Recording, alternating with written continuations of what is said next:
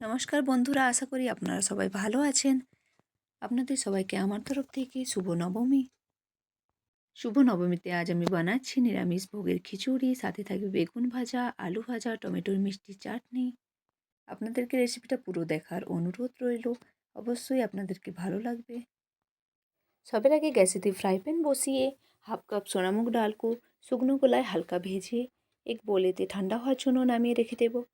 এবার ওই একই ফ্রাই প্যানে 1 চামচ গোটা ধনে, গোটা জিরে, গোলমরিচ, খড়ি ছাল, লবঙ্গ, ছোট এলাচ আর শুকনো লঙ্কা নিয়ে শুকনো খোলায় ভেজে ঠান্ডা করে মিক্সিতে গুঁড়িয়ে ভাজা মশলা রেডি করে নেব।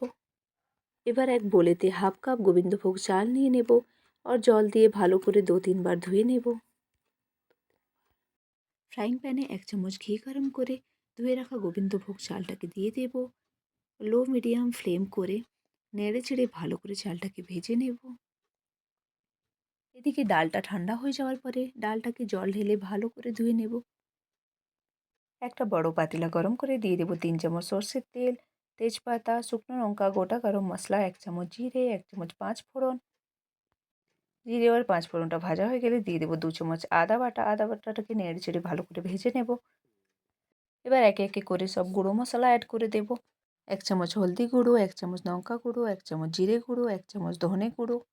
সব মশলাগুলোকে নেড়ে ছেড়ে ভালো করে ভেজে নেব। উপর থেকে দিয়ে দেবো কেটে রাখা টমেটো, 1 চামচ নুন আর অল্প একটু জল দিয়ে মশলাটাকে ভালো করে কষিয়ে নেব।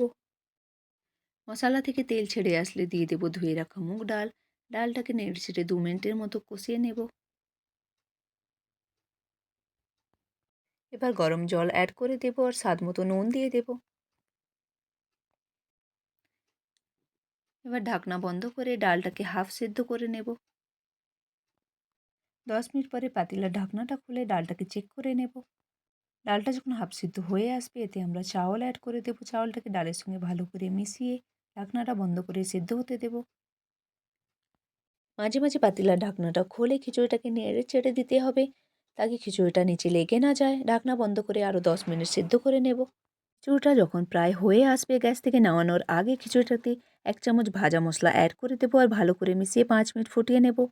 এক প্যানেতে 1 চামচ ঘি গরম করে কিছু কাজু কিশমিশ খুব ভালো করে ভেজে খিচুড়ির মধ্যে দিয়ে ভালো করে মিলিয়ে নিলেই আমাদের ভোগের খিচুড়ি একদম তৈরি হয়ে যাবে।